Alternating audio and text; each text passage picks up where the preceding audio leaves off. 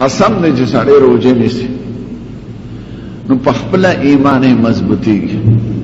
یو ایمان پدې چې خدای په حکم دی او د خدای حکم پر کول، نو د خدای په ذات د خدای په حکم یقیني، دویم د خدای په علم یقیني. که زه کوټه کې روزه وخورم نو خدای قرآن خبر دی کنه، خځې سره پراټې مراټې باغې پخې کم نو د خدای په علم یقیني چې کوټه کې غسل خانه کې خو ما څوک نه ویني خو خدای خو مې ویني. دریم د خدای په قدرت یقیني چې خدای قادر دی مال هر سره ټول شي. څلورم د خدای په جزا او په سزا یقیني چې مال به خدای پاک د دې ډېر لوی بدل راکړي. حضور پاک دا ویلي دی چې د روزي حقیقت دی صبر کول د دریو څیزونو نه، د خوراک نه، د څښاک نه او د کوروالي نه، د ښځې نږدې کېدو نه. او د صبر اصل ثواب بے حساب دی، عندما یوفى الصابرون اجرهم بغیر حساب.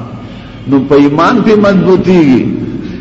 کوم سړی چې روزه نه نیسي دا یقین لري چې د ایمان ډنګاډوله دی. که د خدای په ذات یقین وي، د خدای په حکمونو یقین وي، د خدای په علم یقین وي، د خدای په قدرت یقین وي، د خدای په خپل وعدو د جنت او ثواب یقین وي، نو د روزه نه خوړله.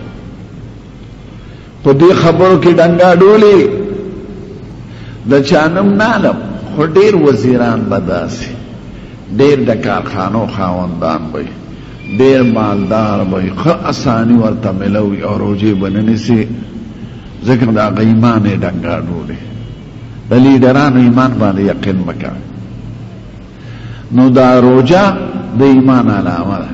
بل اخلاقی تربیت دی پکې چې ته د حلال ښځې نه ځان ساتې د خدای په حکم، د حلال خوراک درته پروتي د خدای په حکم، او حلال شربت او بدر ته پرتی اگر چې سترګې د تندې نه راوتي، خو د خدای د حکم د وجې نه کې، نو چې دا صفت در کې پیدا شي نو چې کوم شي حرام دی د هغې خو هر وخت روزه ده.